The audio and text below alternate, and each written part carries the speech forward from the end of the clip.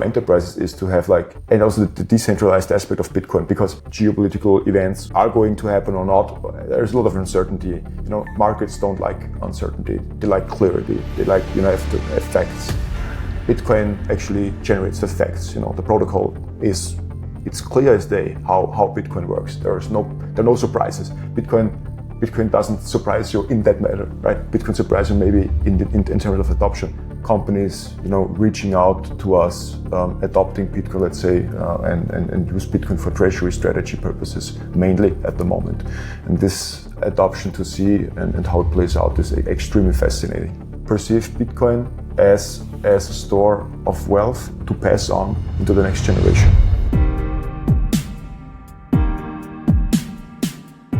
Before we get started, what are you kind of doing in Bitcoin, and give us some backgrounds what you're doing? I'm working as a business development manager for Coinfinity. So Coinfinity is like the oldest Bitcoin broker in Austria and actually one of the first in Europe. So we started in 2014. Matter of fact, back then nobody actually knew, what the history of Bitcoin would look like, what the future would look like. And we offer we're kind of like a gateway. We're a broker where people and also companies can buy and sell Bitcoin. Of course, rather people buy Bitcoin rather than selling Bitcoin. And particularly for companies, it is we have a very interesting infrastructure to onboard also companies. Really cool. It's super interesting when we talk about businesses, because it seems like this has been now a topic, especially since 2020 in the public eye because of MicroStrategy. It was a topic way before then, because MicroStrategy was not the first company, just the first publicly traded company in America. What is kind of the current state of companies adopting Bitcoin, and how fast and how easy it is to onboard them? Is there like similar challenges to Orange Build them than with individuals? It's a pretty good question, actually. I mean, I'm with Coinfinity since 2023. And I remember pretty clearly back then, we did a lot of proactive work, I would say, to approach businesses, right? And to approach entrepreneurs. But then something actually, there was something like a shift coming up with the approval of the Bitcoin spot ETFs in the US in January 2024, and this was I would say like an interesting moment to witness, because as soon as the Bitcoin spot ETFs have been approved back then, we saw the interest from companies towards Bitcoin and therefore towards our services increased significantly. And now we have a lot of new clients, coming in daily. Companies from the German-speaking countries, like Austria, Germany, of course, is a very strong country. We have lots of clients from Germany, of course, also Switzerland, but also from other EU countries. But what I think is very inspiring to see is companies reaching out to us, adopting Bitcoin, let's say, and use Bitcoin for treasury strategy purposes, mainly at the moment. And this adoption to see and how it plays out is extremely fascinating. So it's already kind of flipping of more and more companies coming to you and less, you have to cold approach them and like, hey, there's Bitcoin as an option. Exactly. At the moment, actually, we are exactly right there in the spot where companies approaching us. I mean, we did a lot and we try to educate, we try to distribute information around Bitcoin and how Bitcoin can improve your company and your liquidity management, for example, right? But of course, you cannot force the idea out there, right? You have to give them time. You have to clarify. You have to put out information there. And I think we do a great job. Also, the whole marketing team at Coinfinity is doing a great job. With all the engagement that we're doing with the community. We try to interact with our community very, very actively. We try to educate about Bitcoin in a very simple way so that everybody, can get the foot in and can start to learn about Bitcoin.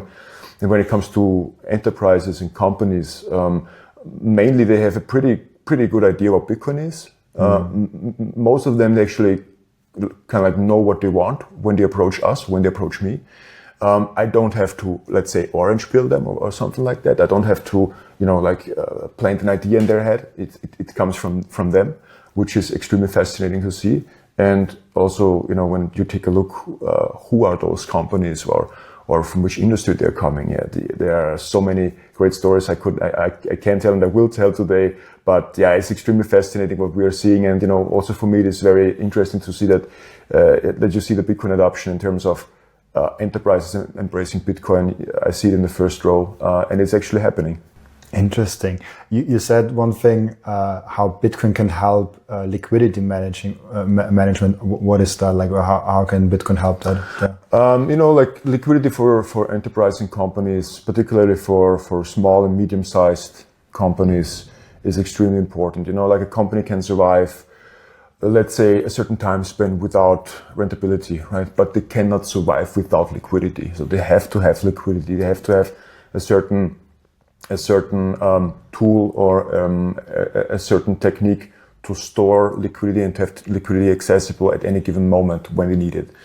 And we see particularly in the small and medium-sized companies, which are actually the backbone of our economy in Europe in general. Those are actually the companies who are thinking twice if they interact in Bitcoin, if they buy Bitcoin, if they put Bitcoin in the treasury strategic and following a Bitcoin reserve strategy by themselves, which is very inspiring. And also, those are like family-owned businesses in the second or third generation. So they have experience, they have a certain need and urgency to also, transport their innovative companies or the innovative business into the future, and therefore, Bitcoin is one tool to guarantee to save your whole innovation of what you have ever worked for, and to monetize it and to save it for the long term. And that's actually what Bitcoin fulfills pretty nicely. It's also interesting when we think about small and medium-sized business, family-owned businesses versus like a MicroStrategy. How different is that? Like, are the same concept that we know, and probably the audience knows a lot about how MicroStrategy is doing it because there are so many podcasts around that topic, but there are not a lot of podcasts on how like a medium-sized family-owned business adopts Bitcoin. What are the differences there? The differences are for me are definitely the volume, of course, right? I mean, like if you take a look at all the family-owned businesses, small and medium-sized, and businesses. Of course, most of them, we're talking about like a certain portion of the liquidity that they are like putting into Bitcoin. Nobody has false expectations or try to leverage a Bitcoin within the company or try to be risky. It's actually the opposite. They are very level-headed, I would say.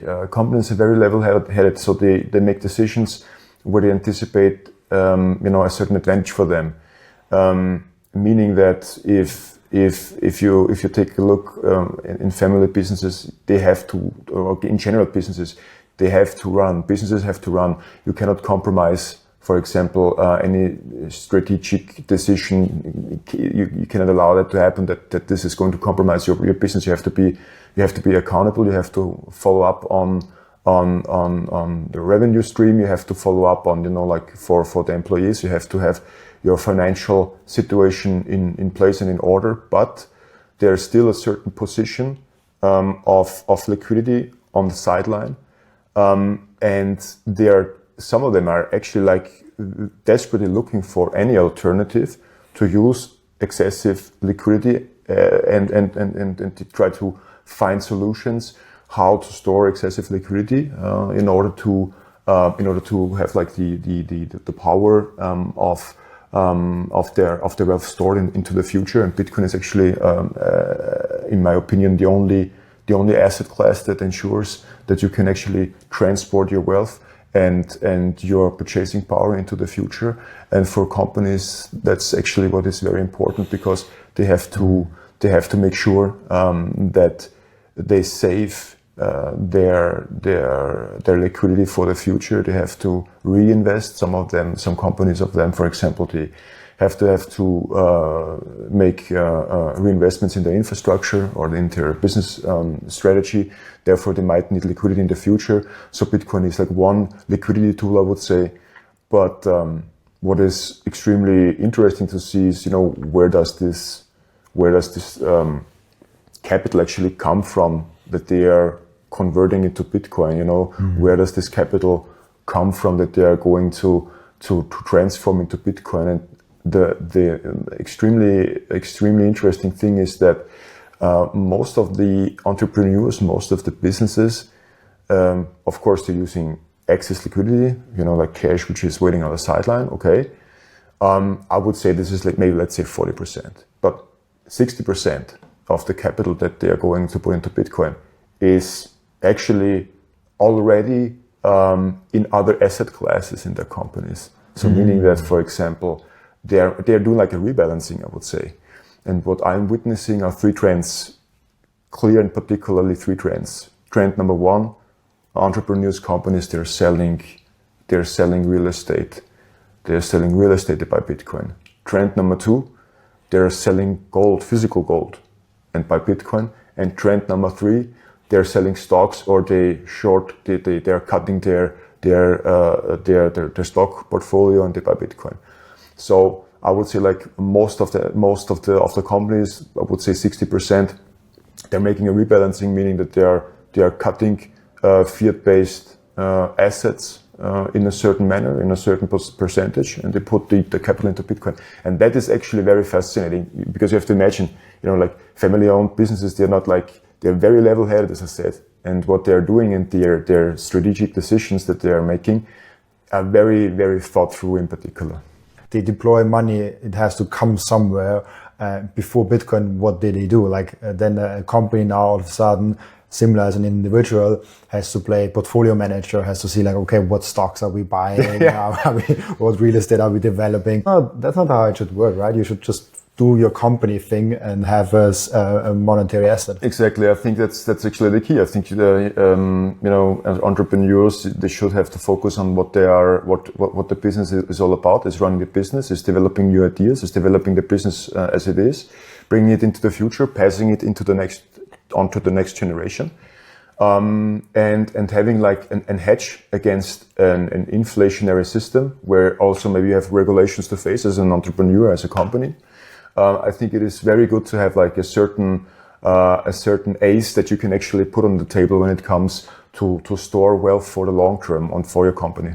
Interesting. What are, if you said they are already coming almost orange pill to you, and they understand and they have a clear idea to Bitcoin, what are the challenges, the questions that they come up with usually? Normally, they are very aware, and they actually know that we are, of course, have to double check them. I mean, double check maybe is the wrong phrase, but we have to follow up our due diligence. We are a regulated broker, meaning we have the financial market authority, we're listed there, right? So we have to follow up our due diligence.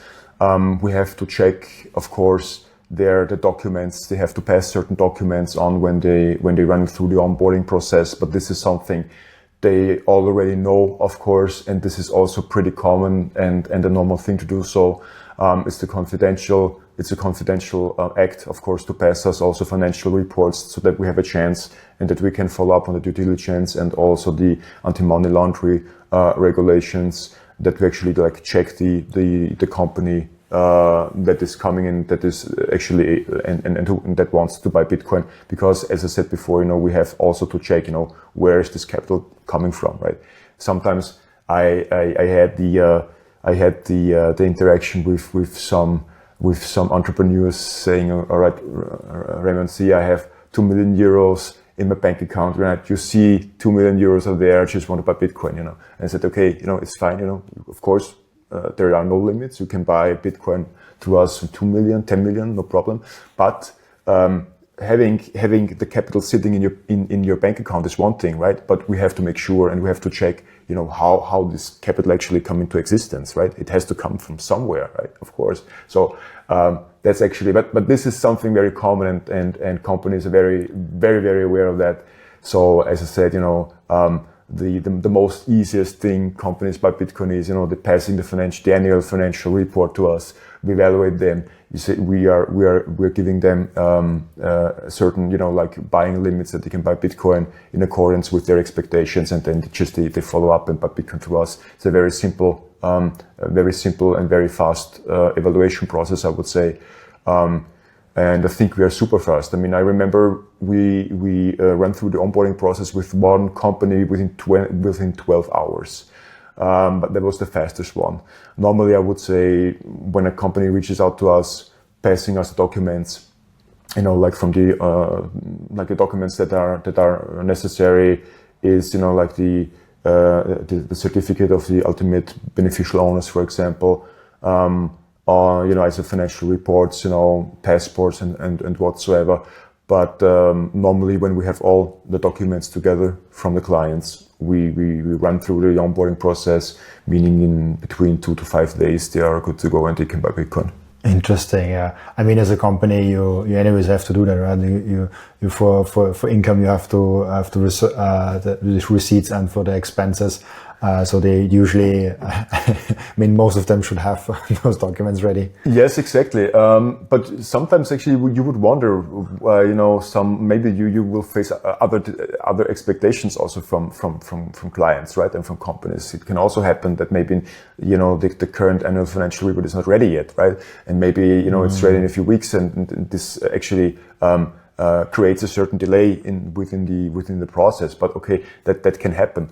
But nevertheless, I actually would say that 99% of all the business owners, of all the entrepreneurs, of all the companies that are reaching out to us or to me, they're very serious of what they are doing, and they are also appreciate the service that we offer. That they can rely on a regulated broker, let's say, where they also have like their statements that they also can pass their tax advisor when it comes to taxes. It's an extremely huge thing for businesses. They have so many questions of how do I display Bitcoin within my balance sheet on the end of the year, and they're also facing us, or they're also putting us questions towards that. Of course, we cannot answer that because we're no tax advisors, but we use our network. We give references. We have a great network of Bitcoin tax specialists within the German-speaking countries. So they're very happy about that. But nevertheless, I would say that the documents that we're providing in general are more than enough and very sufficient for any tax advisor to work with. And this is also a very convenient feature, actually, that they're very satisfied with us and that companies highly appreciate. Interesting, yeah. And in general, a lot of Bitcoiners are not happy about KYC. I mean, on a company level, I think it's already very, most companies have that. Companies accept KYC, they have to fill out those forms. But on individual form, how do you look in general at KYC? You're on Coinfinity, you're also regulated. There's MiCA also now coming. I don't know if you're already in process of getting the license, probably. And how do you look at MiCA, EU, and the KYC topics? We've always followed up our due diligence, and we have always been very proactive. And when it comes to KYC data and KYC evaluations, and as I can remember, also, Coinfinity has ever been very clear and very straightforward in terms of fulfilling every single kind of regulations ever since. Even though back then there was maybe we're talking about starting in the days, there was maybe not so a clear regulation framework that we are having today. But now, also the Austrian Financial Market Authority, they are more aware, of course, about Bitcoin. Personally, I think MiCA is one step forward into the world where Bitcoin will find its way into the masses, I would say, because it develops clear regulations and clear rules, particularly for the KYC, for of course the KYC process. For us, what does it mean for us? Yeah, we are right in the middle of the process, as you mentioned. That's also correct. But of course, for us, as soon as we are having the MiCA license, it enables us to be proactive within the European countries, within the European Union, so to speak, right? And of course, other competitors will also enter the market, so it will be a more competitive environment, I would say. But on the other hand, we have a certain advantage because, first of all, as a Bitcoin-only broker, we are very, very straightforward, where we're only covering Bitcoin. We're not an exchange. We're not a multi-asset platform where you can buy all the shitcoins that you might maybe find out there. We're very straightforward with that.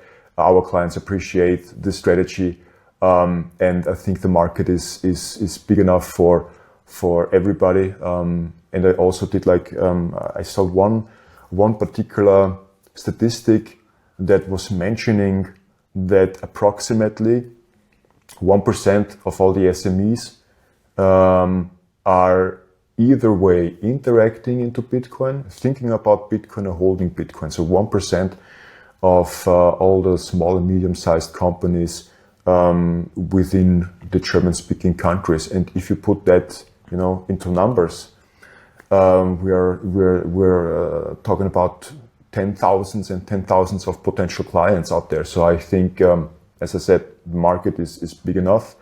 Bitcoin adoption is taking place. Regulation, MiCA, is taking place, of course. KYC processes, for us, it's a normal thing to run through with our clients. They are willing to do so, of course. And they are also willing to do so because they want a reliable partner. They don't want to have any weird moment within the process of buying Bitcoin somewhere, maybe not sure if the platform is legitimate or not. So they're willing to do so, and particularly, as also you mentioned, a company has to have also certain compliance guidelines within their infrastructure. So they don't want to have experiments. They want to go to a full service partner such as Coinfinity. Yeah, absolutely. You want to have the receipts and everything in place. You don't want to be on the bad side of the tax man. One thing that I'm also wondering, when individuals come into Bitcoin, and I get that question always from people that haven't had Bitcoin, is the typical stock question of okay, where can Bitcoin go, and what is the total addressable market? That's a completely normal question if you invest in stocks, and Bitcoin is always going in that direction.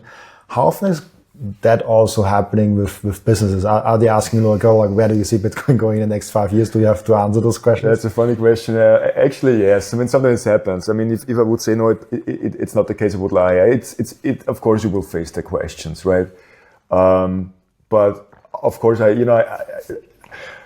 I think, but the entrepreneurs, and individuals, they are very aware. They can anticipate. If you show them on-chain data, if you present information and data, how the network is developing, how Bitcoin is adopting or is going to be adopted by other businesses, by individuals, by nations, I think the calculation is pretty clear. And I have the impression that now we are in the phase where companies, and if I would name the companies, you would recognize them by the name, right? So we're not talking about shady companies. So they are serious, famous, well-known companies also in Austria or Germany that are buying Bitcoin. But I think they just don't want to get the bet. They don't want to have the bet to say, okay, I neglect Bitcoin completely. I'm fine within my asset classes that I have in my balance sheet. I'm fine with that. I don't believe Bitcoin will survive. I don't think Bitcoin will prosper in the future. They don't want to get that bet because at a certain point they are educated that they have at least that they are at least aware of certain attributes about Bitcoin. It's rare character, right? It limits to 21 million. It's decentralization aspect. So there are a few and a bunch of very important attributes that actually follows and goes and go along with attributes for a perfect store of wealth asset, and they take that bet. And for them, and for me, it wouldn't be a bet at all, anyhow. But for them, maybe for some companies, it is a certain bet. So maybe they say, okay, I will enter with, I don't know, with 1% of my accessible liquidity into Bitcoin, follow along my first steps. And I think it's also happening with private persons or with individuals. As soon as you put your foot into Bitcoin, and as soon as you're getting comfortable with Bitcoin, studying Bitcoin and understanding the development and the potential of Bitcoin, you're getting far more comfortable with it. And automatically you see the potential and you can evaluate the potential far even more. And the following aspect and the following moves are they wanting to save more wealth, let's say, and to put then in the next steps more cash into Bitcoin, or they buy Bitcoin even more, or they, as I said, they are making rebalancing, they are selling other asset classes for Bitcoin, and this is very, very interesting to see and to witness. But of course, facing the questions, also when is the right time to buy, right? Also happens from time to time, and everybody has to decide for themselves. But I think it's also the question that anybody has to ask themselves: do I think Bitcoin will stuck at the place at the level where we are at the moment, with all the news out there, with all the economic circumstances that we're facing? Paired with the attributes from Bitcoin, the accessibility of Bitcoin. Do I believe that this will never ever be evolving even further? I think it's a completely clear answer to that, and the companies are pretty smart. Yeah, that I also think so. Like they have the time and the resources to research that, and it's interesting because BlackRock was getting the perspective in of like it's a unique diversifier. I think that's what they also used in some presentations for companies, and I think it's a really interesting way to pitch it for companies that might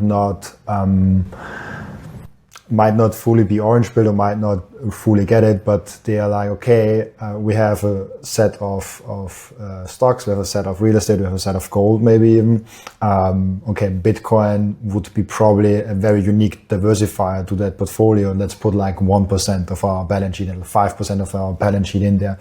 And then, as you said, if they actually have some sort of exposure to Bitcoin, the incentive for them personally is now to actually research it. Like even if they just put it as a diversifier, like, okay, let's put 1% of the balance sheet in there. If everything goes bust, like there's nothing to lose here. And then the research is the same with individuals. I see that all the time with friends that 4 years ago they bought a little. They were like, I don't know if it's really good, but I like Robin. Let's buy like $1,000 in Bitcoin. And then I asked them 4 years later, like 50% of my money is in Bitcoin. And I'm like, what happened? You were so against it. And I think it's really interesting to see the same process happening with companies. And when you said 1%, that seems very low still. Like you said first that around 1% are interested or are looking into that. That means 99% are completely unaware and still sleeping. Like the exactly. Whole market is open. Yeah, exactly. That's actually when you follow up a report from River, I think it was, where you had like a graph out there which is saying like, we are now, Bitcoin is now at the level like the internet in 1990, or social media, I think in 2005-ish, something like that. So I believe that, and I see it, and this is actually the exciting part of what we're doing. We are seeing day by day, week by week, year by year, we are seeing the development. I see it because I have more requests. I work with more companies from day to day. And you see the adoption is going to happen. And as I said, now we are also at the stage where well-known companies embrace Bitcoin. So it's not like like years ago where nobody was actually interested in Bitcoin. Now it's actually completely shifting. And one thing also that is extremely I would say interesting, compelling for them, for enterprises, is to have like an asset that is, and also the decentralized aspect of Bitcoin, because nobody actually knows how the fiscal, political decisions are playing out in the near future or in the distant future. Nobody knows actually how geopolitical events are going to happen or not. There's a lot of uncertainty. Markets don't like uncertainty. They like clarity. They like, have to have facts. Bitcoin actually generates the facts. The protocol it's clear as day how Bitcoin works. There are no surprises. Bitcoin doesn't surprise you in that matter, right? Bitcoin surprises you maybe in terms of adoption. But a lot of companies, besides of number go up, and to have, like, as I said, an ace putting on the table and participate from the increasing of the purchasing power. They want to have something when everything goes wrong, when everything goes bad, so to speak, when the business might be regulated as hell, when they have maybe to leave their country and maybe to migrate somewhere else. They want to have something that they can put into their pocket, or maybe teleport, let's say, their wealth in their head, right? That actually Bitcoin ensures that, and they want to have this flexibility to leave whenever they want to leave. And actually, Bitcoin now, I would say, is taking this place that gold has and had for a very, very long time. And I think you also hear the stories maybe from people, saying, okay, if everything goes wrong, I have like my gold coins and I can, buy 1 liter of milk or bread with my gold coin, which is a completely insane idea, and is a completely nonsense, of course. But the nature of a person, of a business, is also to maybe paint out even negative effects and to be prepared for that. And that's a good thing. You have to have a plan B. You have to have a certain strategic approach that plays out when things go wrong. And Bitcoin, and having Bitcoin, is one, in my opinion, an extremely important ace that you can play out when you have to have it. And there was also one company in Vienna. I read the article in Brutkasten. The company is called Lean Coders. I don't know if you know them. It's also like an IT company. And when I do recall it precisely, they had KTM as a partner. So they were I don't know how. I think they supported IT services to this client. And when they were insolvent and KTM actually had financial problems, right? The company was lucky to have like a certain stake on Bitcoin where they can actually sell some portions out of it to ensure to have liquidity on the sideline to pay their employees, right? So that's actually, again, this liquidity aspect that Bitcoin can generate. And you see also in this case, it's not about 100-year-old businesses that want to have liquidity to evolve and to maybe to shift their strategy and maybe, buy new machinery or new technology. It's also interesting for startups, for new companies, to have a certain strategic reserve when anything goes wrong.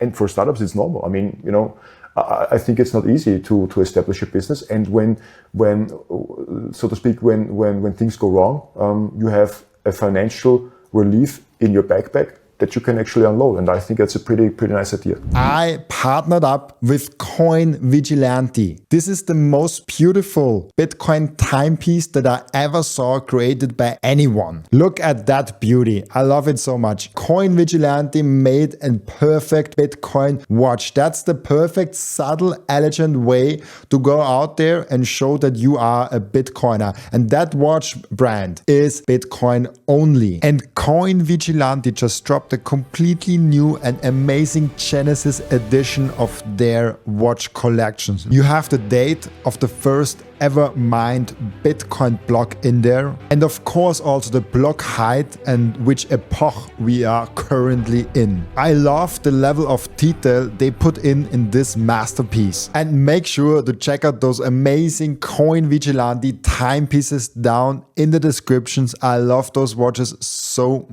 much. If you watch or listen to my podcast on a regular basis, I guess you already bought some Bitcoin. And now the most important step is to keep the Bitcoin. Keep them secure in a hardware wallet. My personal recommendation for hardware wallet is the BitBox. It's super secure. It's simple to set up. It's also a perfect gift for a friend who has still their Bitcoin on an exchange. And you can get a 5% discount with the code Robin at the checkout. Visit bitbox.swiss/Robin to get your BitBox. And the next step is to really level up your sovereignty as an individual. You have to have the most secure self-custody setup. You have to secure your own devices. You have to protect your privacy. You have to set up an inheritance plan. And depending on where you live, you even want to have a plan B, a citizenship where you can move in case something goes really wrong. And through all those steps, the Bitcoin way is guiding you through step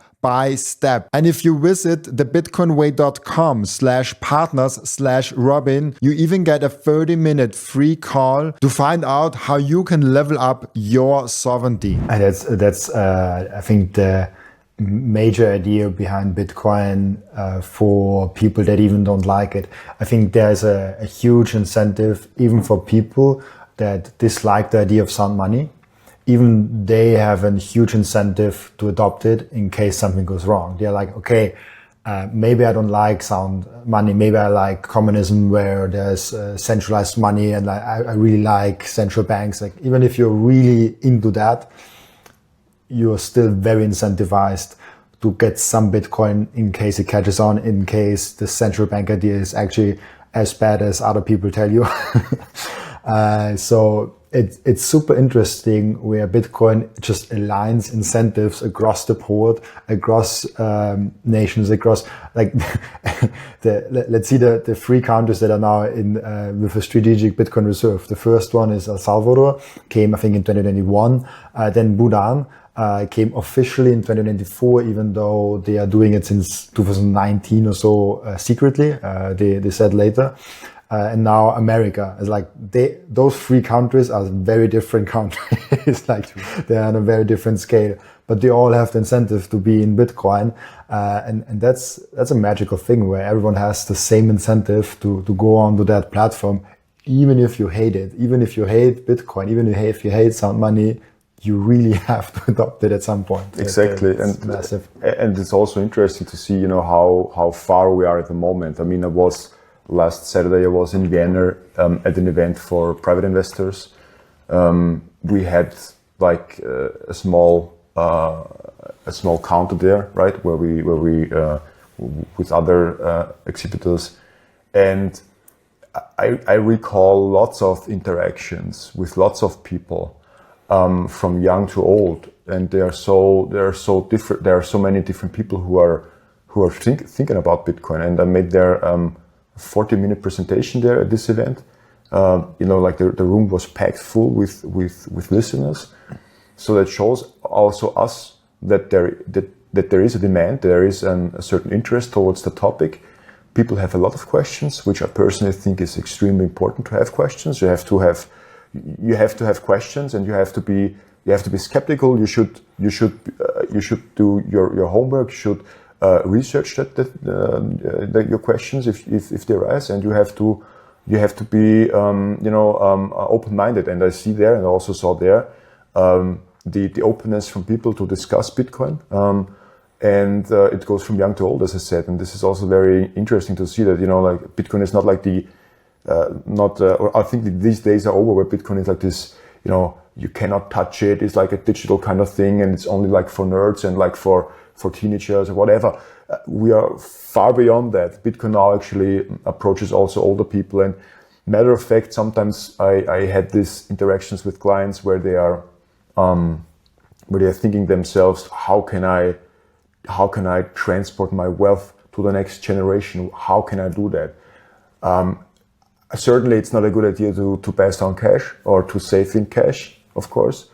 But how can I do that? And I think Bitcoin is a major tool that you can actually play out in order to pass wealth into the next generations. And this is something that is now also is getting even more interesting and interested for so many people to perceive Bitcoin as a store of wealth to pass on into the next generation. Yeah, this generational idea, generational wealth idea is really big in Bitcoin. I think it's also beautiful, and maybe just maybe listeners are already sick of hearing that because I bring it up quite some time in the podcast. But I think it's really interesting.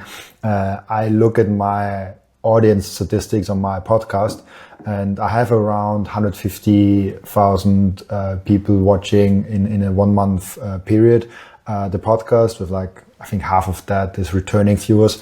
And so it's a pretty big spectrum.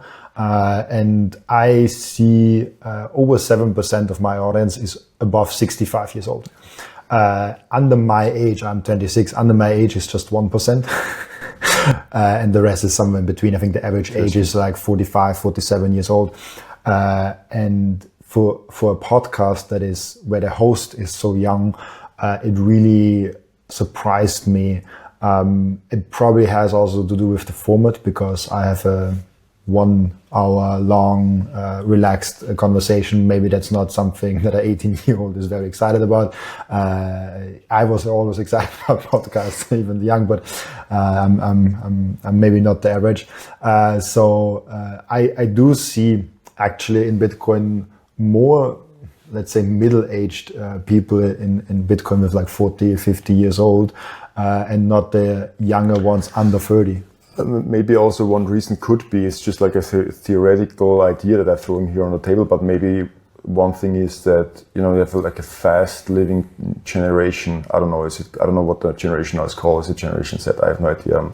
I'm completely out of there. I don't follow that categorization. But anyhow, I think young people, they're used to consume information very fast.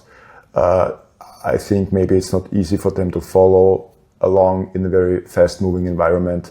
You have a lot of distraction, fairly enough to say, right? You have a lot of distraction out there. And I think it comes also with age. When you mature, maybe you are getting a little bit more reflective to yourself and to your environment. Maybe you ask yourself, what do you want in life? What do you want to accomplish? When you're young, you are either way, you're working all the time or you're studying. You're very focused. You're nearly in a tunnel, I would say. I think maybe this changes when you're getting older, when you mature, when you have to be accountable for your environment, for maybe your family. And I think at least, or this could be also like an spark that sets fire to ask the questions, how to manage, for example, your wealth, or how do you, or do you know what inflation is? And asking like this simple-minded questions, but I think it's important to ask yourself that question. If you take a look, and I don't want to be pessimistic. Actually, I am a very optimistic person in general, I would say, but I try to be realistic. And if you take a look also in the numbers, Austria, for example, had, now I think it's going to be the third year where we have a deficit, like the Austrian state is going to have a deficit. Is the first time after the Second World War, right?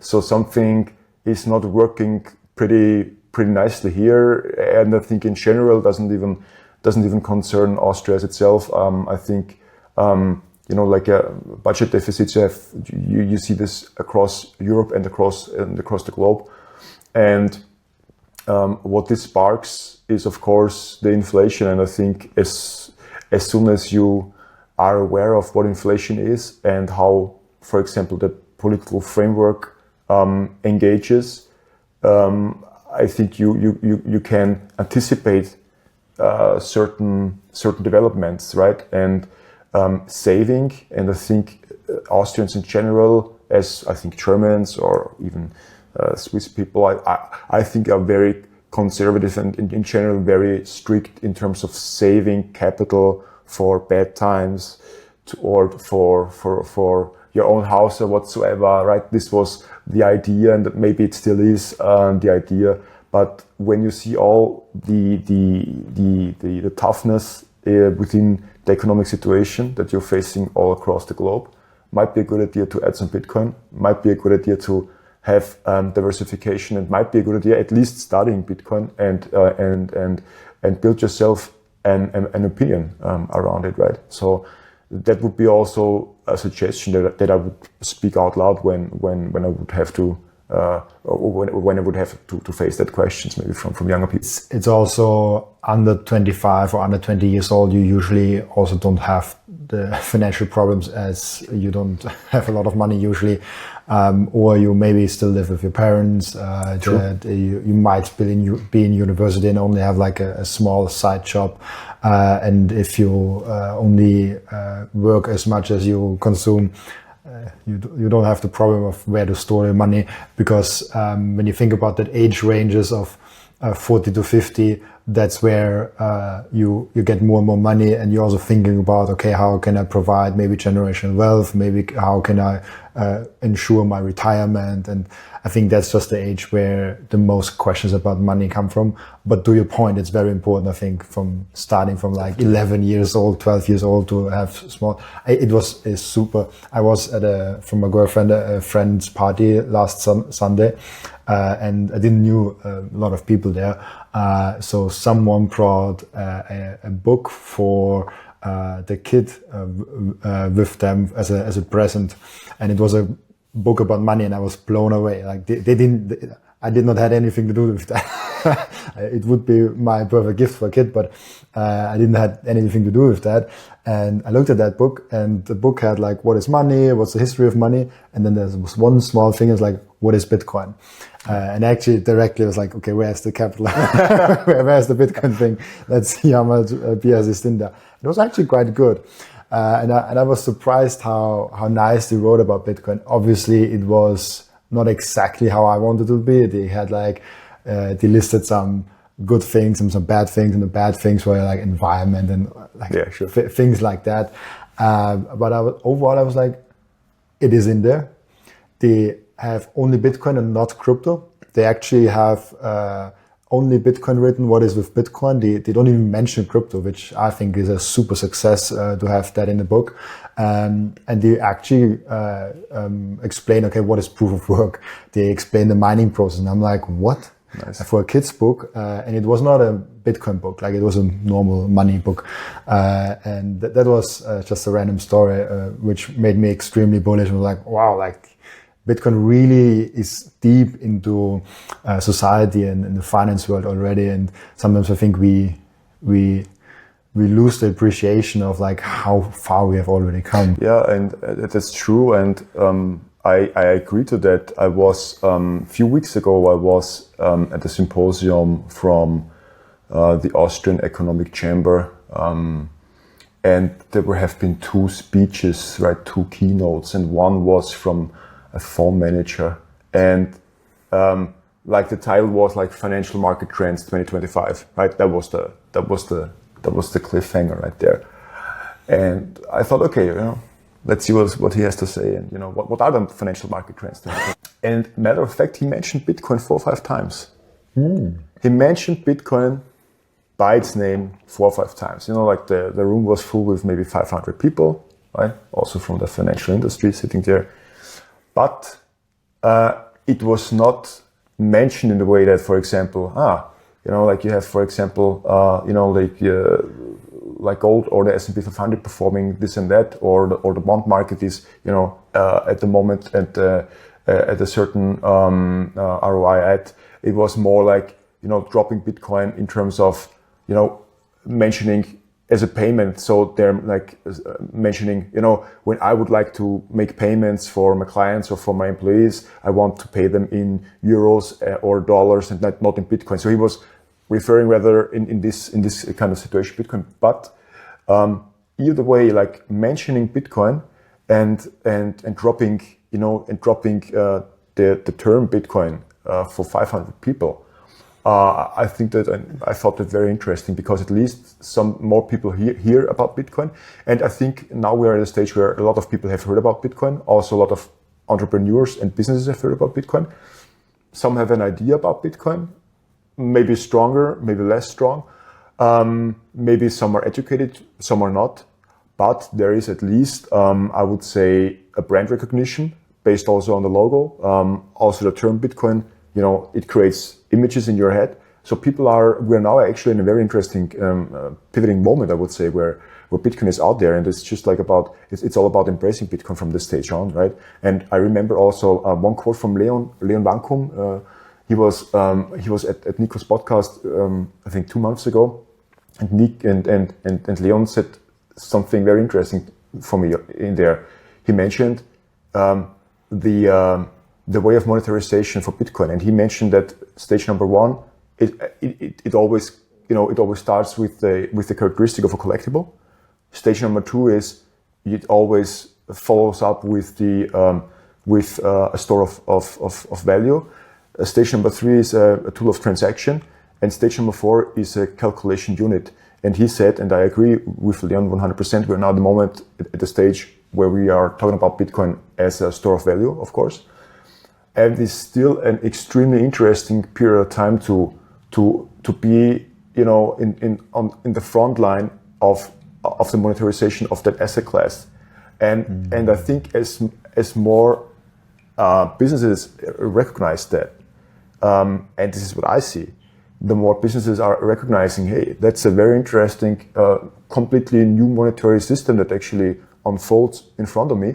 I can participate with 1%, I can participate with 0.5%, I can also participate with 5, 20, 30, whatever percent, but I can step my foot in there. I think this is something very inspiring and this plays out in full effect, and this is also something very interesting to see. It's super fascinating of seeing that happening. I place it in the theory of right now, probably since 2020, maybe 2021, we are kind of in a normalizing Bitcoin situation where now there's publicly traded company, there's nation states talking about it. You hear it from all sorts of life. If you are just like fund manager, you hear it on stage there. Maybe you have some podcast and things like that. And from every side, you hear Bitcoin, and it just gets normalized.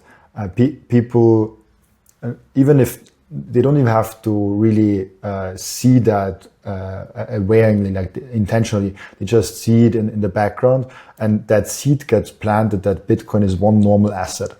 And if we just succeed in that, and people accept Bitcoin as an asset that just is there, that's when we have won. When there's no more question of like, will the government ban it, and questioning the quantum computer weird things, and like the electricity efficiency.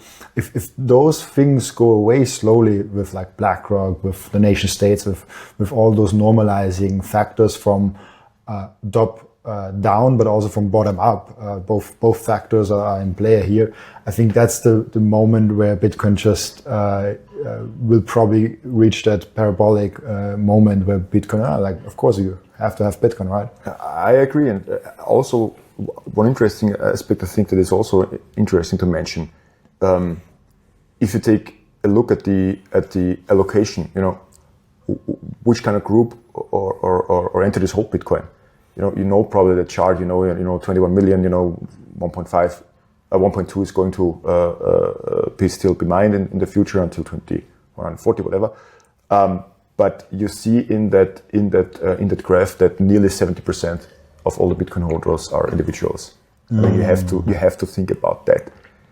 Can you imagine? Like, you have the rarest asset, like an asset that actually like develops or evolved from bottom to top, full effect on its way to rise above all the other assets, and to see nearly 70%, I think it's 69.7%, are individual holders. And if you take a look at 2024, what happened there? I mean, I think 500,000 Bitcoin have been sold from individuals during that year, and who has bought Bitcoin? You know, it was the entities, it was the ETF issuer, and it was companies. And you see, like the pillar actually are shifting. The pillar of ownership are changing. I think that lots of individuals are maybe, you know, they're holding Bitcoin for a long time. Maybe an individual who is maybe new into the space are reacting emotionally different because, you know, it's a new asset. It's just to a certain degree a little bit volatile, right? And maybe are irrational in their decision making process. But who are buying? You know, you have, as I said, you know, you have like the institutions buying. You see the ETF issuer buying, and you see companies buying, and that actually approves what I have been saying, what I have been witnessing, to see companies buying in Bitcoin big time, and I think recognizing Bitcoin as a legitimate asset, as a legitimate store of value. And when this trend would follow along for the years to come, meaning that individuals selling, institutions and companies and governments buying, I think, if we like it or not, I think it could be at a certain point where Bitcoin is a very, like an elite asset, if you want to throw out the word out there. It could be seen as that, you know, like or like having or holding portions of Bitcoin could be very significant in the near future, and I think this is very present in their head of CEOs and business owners to read between the lines, to analyze also the flow of Bitcoin, and to say, okay, I want to participate. I want to help my company with a certain degree of Bitcoin ownership, and I buy in. And this is an extremely fascinating situation that shows, you know, again, the adoption is moving on. And unfortunately, I think some individual will maybe leave the market, and maybe will leave the market or will leave Bitcoin for good, or I don't know. It could be in a theory. Yeah. Yeah, I think that's a natural progression actually, because companies in general are better with dealing with money than individuals, I think, because companies usually have people that really try hard to make the company run longer. They have way more responsibility. They have to feed 50 employees, 100 employees, thousands of employees. So obviously they think way harder about every financial decision they take. They have way more resources and way more research in those things. And individuals are maybe more emotionally and like, oh, Bitcoin is going. And that's why I have such a huge respect for all those OGs that bought like 10 years ago and never sold, or like have like still 80, I know that's rare, but like still like 80% plus of their stack. Because not only there are major downturns, but I think the bigger thing is actually the upturns of seeing your stack growing from, let's say you have $1,000 in, then all of a sudden the same stack is now 10,000. Now all of a sudden it's $100,000. Now it's $1 million worth. At some point you're like, okay, I still have the same job. I still have the same income. I cannot really afford anything, or I can only afford a little bit. But my Bitcoin stack is growing, and then like, okay, let's buy that car. Let's the attractiveness of buying something good with that stack on an individual level, I think is just way higher. The like, okay, like let's buy that. And as a company, maybe you can combat that a little bit better. I don't know. Well, I think so. As I said, you know, like a company's their decision-making process is very grounded. You know, the founders are very eager to pass the company into the next generation, so they are very straightforward and very precise with their decision-making process. Bitcoin is for a lot of companies a part in that, which is great to see. Also, the industry are varying. I think what's also very interesting to mention is that, you know, if I take a look at all the clients that I take care of, I see a certain cluster for real estate and for that sector. But on the other hand, all the other industries are it's so well rounded with other industries, and there are so many businesses and industries blend in, which is amazing to see. And as you know, as diverse as Bitcoin is, so are the companies who are embracing Bitcoin, which is also very interesting to see. But it's I would say a hell of a ride at the moment to witnessing in the front line. We're also trying to add value for our companies, for our clients, in terms of webinars, for example, because we witness the need of more information towards tax questions, or storage is also a big thing. I mean, we could maybe also talk hours for when it comes to storage your Bitcoin, and also, for example, Bitcoin-backed loans, right? Also this aspect. So those are also like three major issues that companies who own Bitcoin are very eager to experience more information, and we are also very eager to distribute webinars with other companies or other individuals who are covering those questions in webinars. So we are continuing putting out educational content, and also, of course, we try to interact into our community as much as we can. And and company owners appreciate it extremely that they have somebody to talk to. It's extremely necessary. It's also what I have learned over the last 2 years is, of course, you can offer buying Bitcoin through a platform, and and the company runs through the onboarding process without interacting with a human being. That could actually be somewhere, right? That could actually be somewhere, and that's fine. Maybe the onboarding process is lasting longer because there are maybe more questions back or whatsoever. For us, it's very straightforward. There are people working in the company. We have an office right in the city center of Graz. They can reach out. Clients can reach out to us. They can book video calls. They can book workshops, for example, where we come into companies and talk about Bitcoin. So they learn more. So they have a certain idea of what we are doing and what possibilities they have. And this this personal aspect is extremely important for a lot of companies, because Bitcoin as itself, as a digital asset, is a digital thing, and they want to have somebody where they can raise the questions, and that their individual questions have been answered. And also, this is something I think that we do extremely well. This is definitely, I would say, like one of the USPs of Coinfinity is the support and the interaction with clients, and maybe also one key element of our success. And company owners are individuals, as you and I. They have questions, and they highly appreciate if their questions towards Bitcoin can be answered in a personal manner. Are the businesses openly talking about or disclosing that they have Bitcoin? Or are they doing press releases or something like that? That's a good point. I mean, I would say like it's 50-50. I mean, I would say 50% are very secretly buying.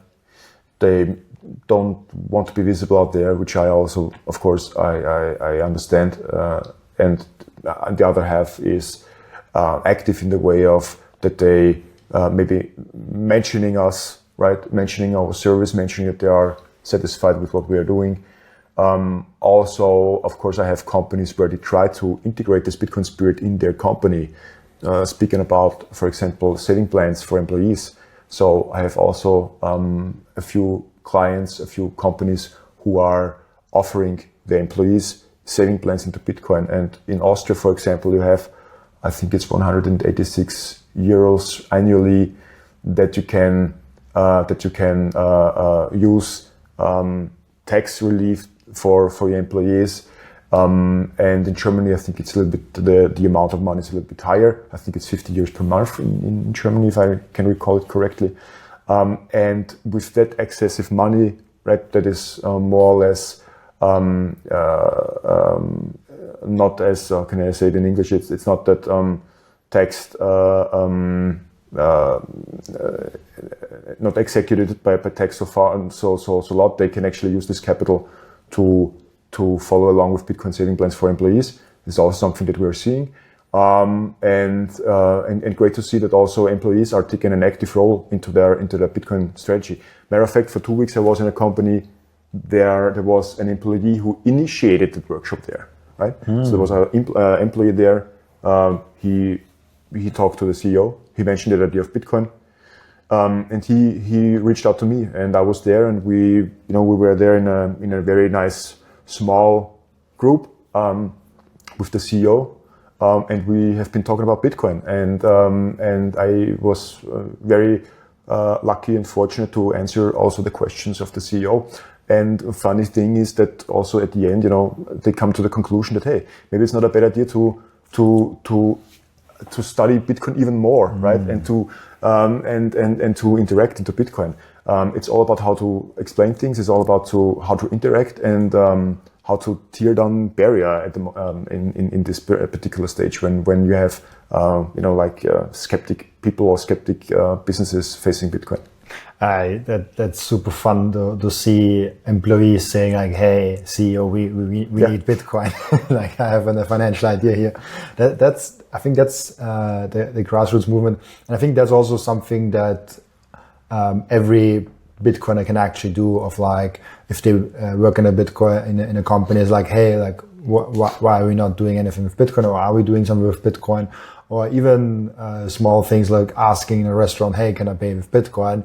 Even if they don't just like dropping that word while paying it, that might trigger a process of like the waitress says to the owner of the business, like, "Hey, like this week 2 people ask for Bitcoin payments.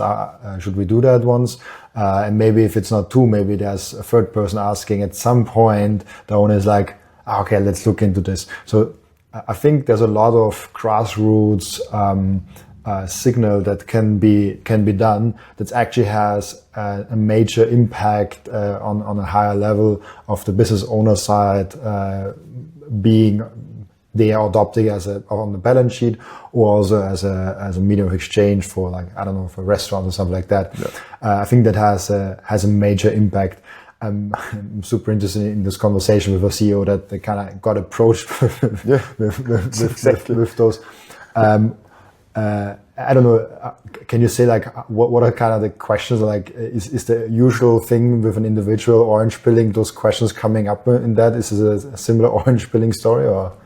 You mean can you? Yeah, the CEO when he's in the meeting and he's not already orange pilled. Okay. He probably has similar questions than someone that just comes into Bitcoin as an individual. Right? That's a good thing. That's a good point. Yes.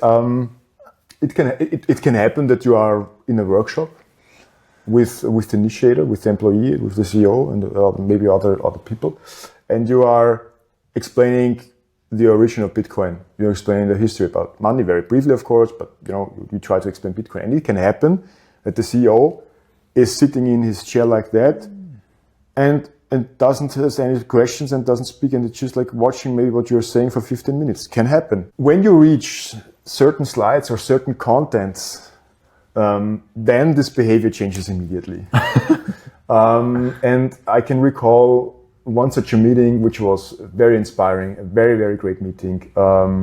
And I had like one slide that was very, that grabbed actually the attention of the CEO, and the slide was actually like showing the development, like number go up, okay, but showing like the 4-year cycle, like showing like the price performance of Bitcoin over the last like 10 years. And within the same graph, you saw the hash rate, right? You see how the hash rate actually is increasing and go parabolic for the last few years. And for me, as a Bitcoiner, and for somebody who is very interested in Bitcoin as itself, I think that nice parabolic curve more interesting than the price projecting line, right? Because you see what is going to happen. And this chart, for example, can grab attention, and you can refer to that, and you can explain what Bitcoin actually is. It's more than a price that is going up and down, and in general it goes up and to the right, okay? But it is more. It is about like growing a monetary network, and you can actually like showcase that, and you can address that to the CEO. And this is, for example, something that catches attention and that raises questions, and there have been a lot of questions that have been answered and at that moment. But this is like a funny story. So I think it's all about the content is all about the explanation, because everybody is interested in different kind of information,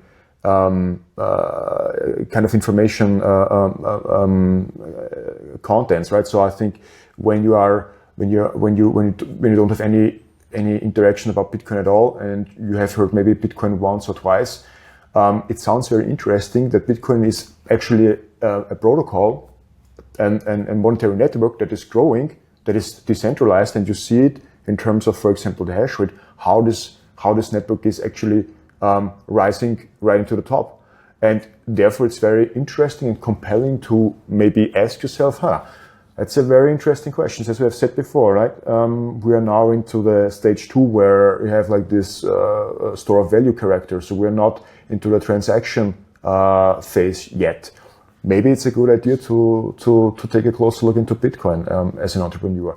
So I think it's different. So everybody has their own approach, and you have to address this idea differently, of course, because every person is different. Every person has different questions. So you have to interact differently. But the good thing is, Bitcoin is Bitcoin. It has simple rules. It is super. Actually, like if you have if you take a super high level perspective, Bitcoin is rather simple. And if you transport this idea, and if you transport this kind of mechanism into an individual, doesn't matter if it's an individual person, private investor, or an entrepreneur, company owner, that's something that is very interesting for them, and that they can catch attention to.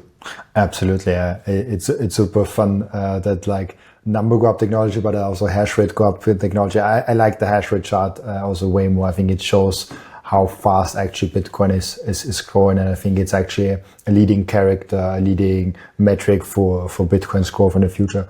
I have one question to ask each and every one of my guests, and the question is, what can we learn from you besides Bitcoin? Besides Bitcoin, I think you can learn from me that, follow always what you would like to do. I always followed what I was interested in personally, also in a professional manner. So this is something that I would hammer out there. So always follow what you're interested in, and ideally transform this into your job. Second thing, but this is Bitcoin related, a little bit Bitcoin related, study Bitcoin and take what I said and reflect what I have said. Reflect the fact that companies are buying in. Reflect the fact that companies are secretly and silently buying. But this is happening. And if you're a private holder of Bitcoin, appreciate it, know what you hold. And if you are a company watching this episode, and you maybe are not into Bitcoin, or maybe you are into Bitcoin, maybe you have also draw some conclusions out of it. And if you hold Bitcoin, congratulations. If not, think about it. And if you have any questions also, people feel free to reach out to me on LinkedIn, follow me on LinkedIn. And if you have any questions, you can also follow up. Really cool. We have an end routine in the podcast where the previous guest is asking a question for the next guest without knowing who the next guest actually is. And the question from the previous guest to you is, what do you think will be the next wave of adoption for plebs, so not businesses, but individuals outside of price action? The next adoption wave. So what is triggering the next adoption wave was, I think, kind of the answer, kind of the question. I think like new plebs coming in, maybe the need to think about Bitcoin based on the continuing of inflation, based on the decentralized character of Bitcoin to study Bitcoin even more. So I think external factors will drive the adoption. External factors meaning any factor that you cannot control by yourself, even if it's geopolitical or even if it's fiscal politics. Yeah. The pain of an inflationary system that you use will drive you to a deflationary system. Exactly. Really cool. Thank you so much, Raimund, for being on. I usually ask always where people can find you, but you already said it. I think LinkedIn is a great place. Yes, exactly. I'm actually entirely on LinkedIn, so people won't find me on Twitter or something like, or X. I post on LinkedIn. I'm very busy, so I try to keep up with my content, but Coinfinity, you have there a lot of very interesting and regular news about Bitcoin and what we're doing. Super. I think there are, I have now, I think like, what is it? 431 guests. You're my 431 guest. I think you are one of the 5 people maybe that doesn't have Twitter. It's super fun to see, but yeah, I will put the LinkedIn link in the description as I always do. Thank you so much for being on. Also, thank you so much for everyone that is watching and listening, for joining us today. As always, I'll be back tomorrow with another episode. Bye bye.